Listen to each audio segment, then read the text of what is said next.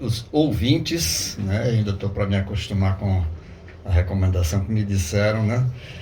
Então, João, vamos continuar naquele tema quilométrico que você havia dito, né? Agora, tentando expandir mais a nossa discussão, porque efetivamente nós estamos em uma época, né? Eu estava aqui ouvindo os odontólogos, os professores falando sobre essa questão do beijo, e eu dizendo, há alguns beijos que nós devemos combater, né? Já pensando nessa questão aquelas pessoas das quais nós não devemos nos aproximar. E efetivamente... Beijar é tão bom, não é, Tiago? Beijar é tão bom. Pois é.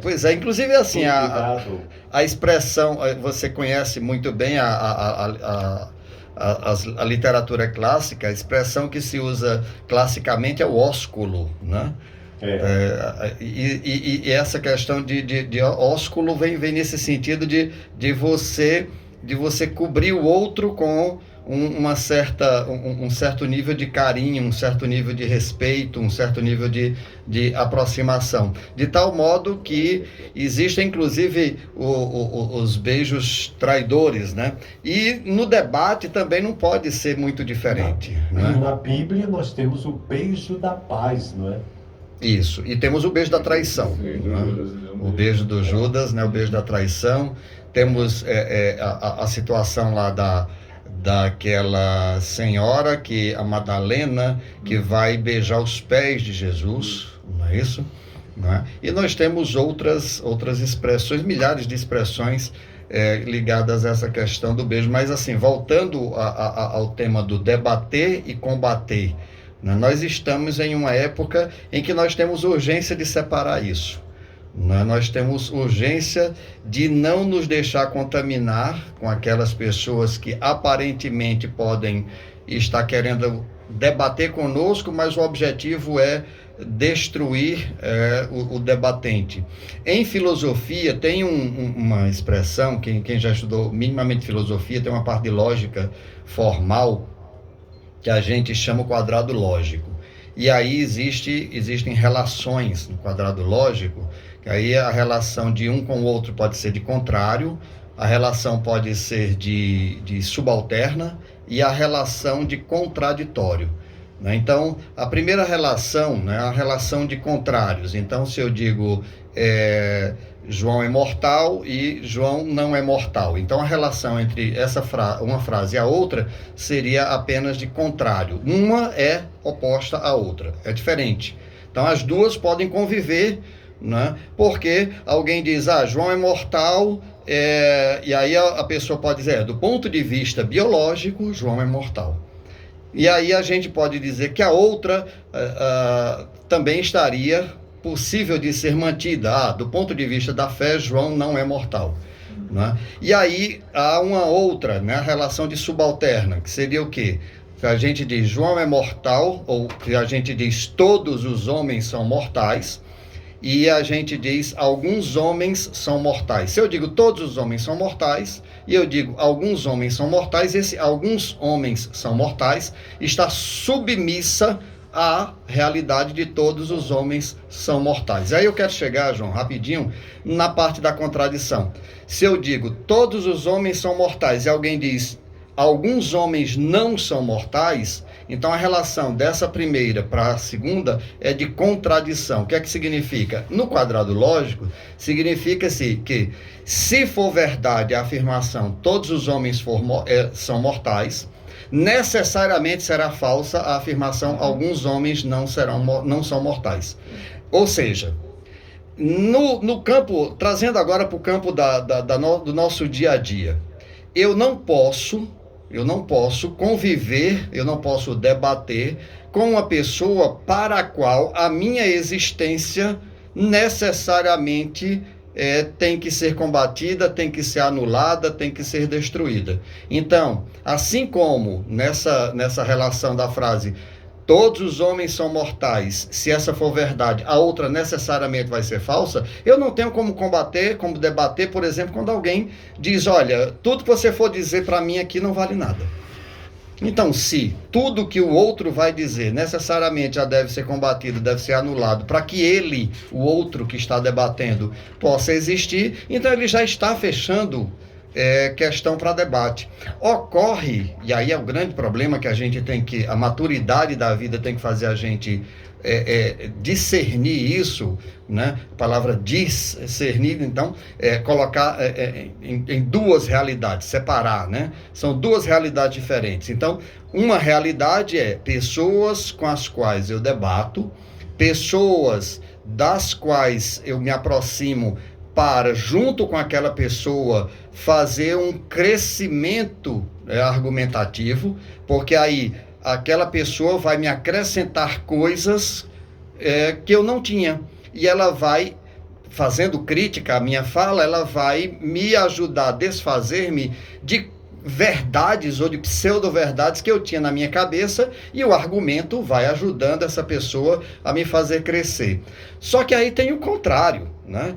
Tem pessoas, e aí a história do discernir. Então, de um lado está o outro, né?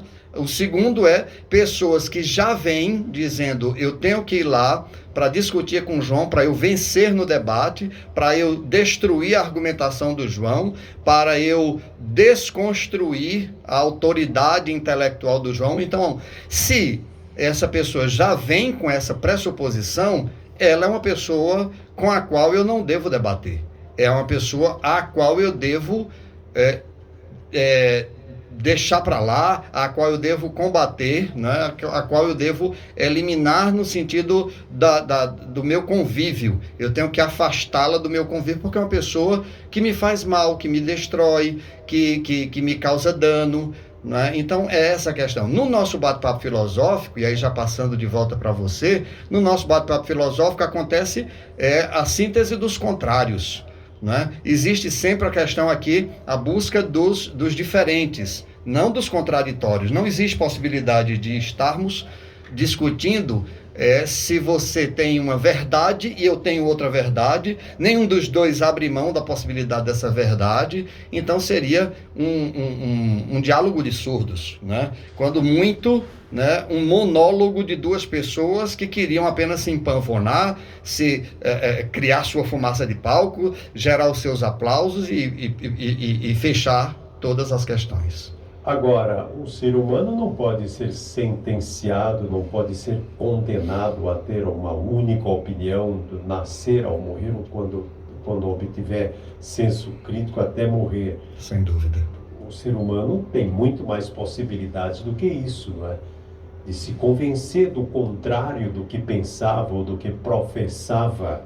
Isso é uma possibilidade, é uma capacidade que o ser humano tem. É claro que há muitos seres humanos que mantêm o mesmo pensamento até a morte, e muitas vezes pensamentos bons, outros nem tanto, mas a capacidade de mudar de pensamento, de mudar de opinião, por um debate ou por um convencimento meramente unilateral, isso é uma capacidade, isso não é um defeito, é uma capacidade que o ser humano tem, Tiago. Exatamente. Não, antes pelo contrário, João. É uma qualidade inigualável.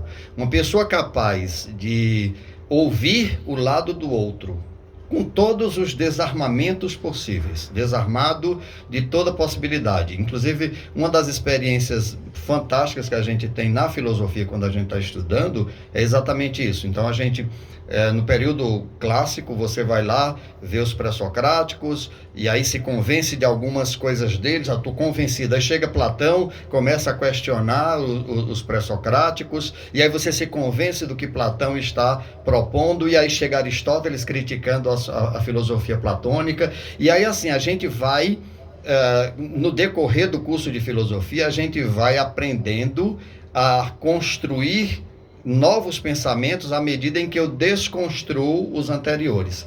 Quando a gente vai fazendo isso no dia a dia da nossa vida, isso vai mostrando também maturidade, né? Uma das coisas que as pessoas falam, né, de pessoas que são capazes, né, e extremamente políticas no dia a dia, são pessoas capazes de desconstruir, né? Eu estava vindo e o Murilo falava uma frase que que a gente ouve sempre, falando da história da política, ele diz, em política eu não duvido de nada e tal. Quer dizer, se por um lado isso pode ser visto de um ponto de vista negativo, né? Eu não sei se... Teve um político, você deve saber melhor do que eu, que comparava a política com as nuvens, né? Ele dizia, a política é como as nuvens, eu olho para o céu, está de um jeito, baixo a cabeça, olho, já está de outra, para dizer que a política mudava. No entanto, eu quero ver do ponto de vista positivo, João, as pessoas políticas do ponto de vista macro, né? Do ponto de vista grande, as pessoas positivamente políticas são justamente aquelas pessoas capazes de irem totalmente desarmadas ou parcialmente desarmadas para um debate, para que, ao sair daquele debate, ele perceba, olha, eu cheguei com as minhas convicções, eu cheguei com as minhas ideias, e eu estou saindo agora maior porque eu cheguei a acolher parte das ideias do outro. E aquela felicidade também de de saber que, ao debater com o outro também se convenceu de que parte daquilo que ele afirmava não estava não era tão plausível, não estava tão cheio de convicções, cheio de consistências, enfim. Eu penso que é exatamente isso, quer dizer, as verdadeiras mentes abertas, elas têm a capacidade de sair cada vez maior de qualquer nível de relação. Em qualquer relação a gente pode crescer mais. É verdade. O próprio Magalhães Pinto, que é o autor dessa frase, né, a política é como uma nuvem, ele mudou de partido algumas vezes, é claro, sempre na linha de raciocínio dele, né, de direita.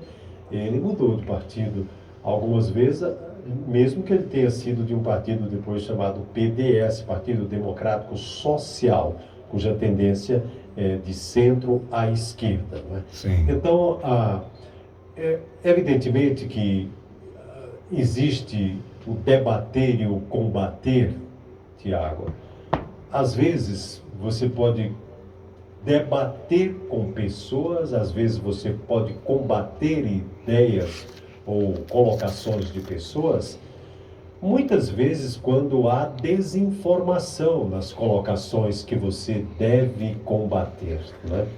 Porque tem muita gente que tem uma determinada opinião super contrária à sua, por absoluta convicção e até com muitos argumentos. Mas tem muita gente que tem aquelas opiniões por mera desinformação sobre tudo, sobre as coisas principais, mais basilares que elas estão conversando.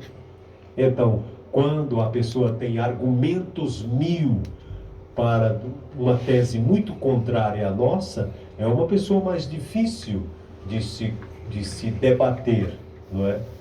Mas é uma pessoa que é também possível combater, porque mesmo com a informação é possível mudar de opinião, não é? E na política é uma das coisas que mais mudam. Gonzaga Mota dizia que a política era dinâmica, o Magalhães Pinto que a política é como a nuvem, o Gorbachev disse que a política é a arte do possível. E Murilo Siqueira já falou aqui que o Dr. Mozart Cardoso de Alencar dizia que a política é uma doença que dos avós a gente herda. Quando se ganha uma B, quando se perde a uma M. Então, são muitas definições. E na política é algo, nesse momento, não apenas no Brasil, Tiago, mas no mundo inteiro, não apenas no Brasil, mas no mundo inteiro, é algo que precisa de um debate muito maior e, em algumas circunstâncias, de combate. Não digo combate armado, mas combate no rol das ideias, Tiago. Sim, sem dúvida. E assim, uma das questões que a gente pode levantar é que, de fato, né, em algumas situações hoje no Brasil, nós precisamos aumentar mais esse âmbito da política. E aí, pegando esse elemento final que você falou das armas, quanto mais houver política, menos armas de fogo nós precisaremos utilizar. Quanto menos nós formos capazes de embates, de debates, de transformar a nossa divergência em palavra, tanto mais nós precisaremos ficar discutindo no campo no campo anterior à palavra, que é o campo da violência. Uma das questões que às vezes tem um livro da Tânia Zaguri, que é uma filósofa. Ela escreveu um livro chamado Limites Sem Traumas. É, na realidade, uma espécie de guia filosófico, psicológico, de como criar crianças. E uma das coisas que ela diz é assim, criar o seu filho com limites é criar o seu filho para o mundo que existe. Criar o seu filho sem limites é criá-lo para a eterna frustração. Então, quando eu sou capaz de colocar limites naquelas pessoas às quais eu estou criando, eu estou ajudando a se formar, eu estou ajudando aquela pessoa a ser feliz no mundo, porque o mundo que existe já é um mundo limitado.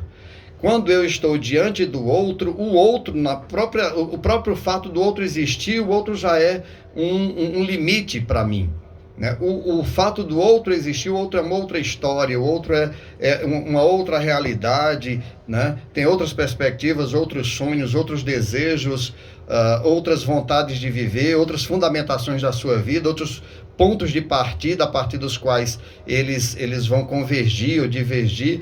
E eu tenho que ser capaz de ter o meu limite. E aí trago, para arrematar essa questão, o Kant, com um texto que foi publicado póstumamente. O Kant fez um seminário sobre educação e tem um material dele que é sobre a pedagogia. E o Kant coloca exatamente essa capacidade que nós devemos ter de criar as pessoas, né? É dele a frase: o ser humano é o único ser capaz de educação, capaz de ser educado. Isso significa dizer que, enquanto eu não souber o limite da minha ação, enquanto eu não souber o que eu devo e o que eu não devo fazer, eu devo ser guiado pelos outros. No momento em que internamente eu percebo que dentro de mim existem limites e que existe o chamado dever, né? Existe o princípio, a ética. Quando eu percebo isso, pronto, eu já posso ser deixado na convivência com a sociedade sem precisar que outra pessoa me guie, que outra pessoa me controle, que outra pessoa mande, né? É a diferença de ser heterônomo, ou seja, o outro dá as normas, a lei, e ser autônomo, né? Autônomo. Eu mesmo dou para mim as leis que precisam para a convivência. Então, as pessoas, né, e aí pegando essa questão das armas para arrematar, né, as pessoas que não sabem ainda o limite da convivência, elas precisam ainda do controle externo. Quer seja o controle externo quando criança dos seus pais, da escola, depois quando adulto das autoridades, da lei, né, de todos os poderes inibidores daquilo que ele pode ultrapassar na convivência comunitária. Então, sim, nós precisamos ir ao máximo possível crescendo a nossa capacidade de debater, mas hoje, claramente, você fala isso de uma forma muito,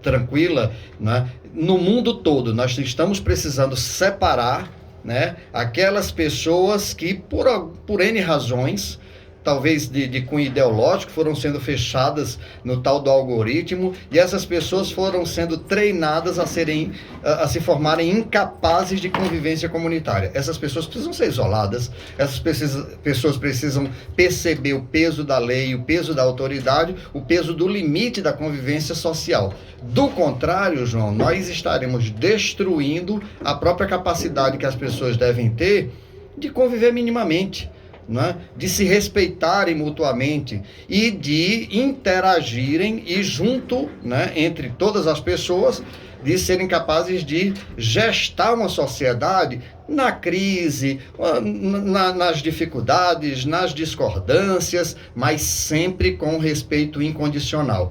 Para terminar, eu fecharia com a frase que dizem que é do Voltaire, né, mas a gente tem sérias dúvidas, né? É aquela frase que as pessoas sempre repetem: eu posso não concordar com nenhuma das palavras que você diz, mas eu defenderei até a morte o seu direito de dizê-las.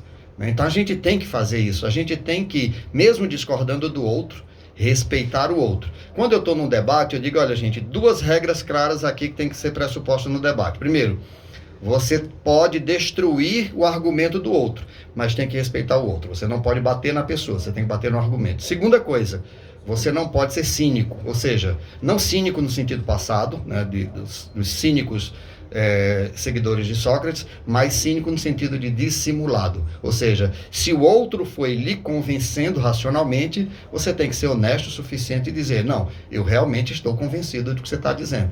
Ainda que eu esteja com raiva por você estar me convencendo, mas eu estou convencido. Perfeitamente. Aliás, essa frase é da Evelyn Beatrice Hall.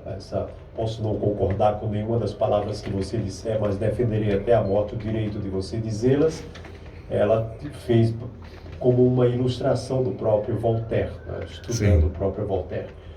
Tiago Landim, gente, esse grande pensador caririense, toda sexta-feira no nosso jornal Progresso, na sequência Bate-Papo Filosófico. Um abração, Tiago, bom carnaval e até sexta-feira. Até sexta-feira, João. Nós tivemos hoje o nosso Almaval, né, que é uma dança da alma, né, e o povo agora vai para a dança da carne, né, a dança do corpo, o carnaval. Um grande abraço a todos. Grande abraço.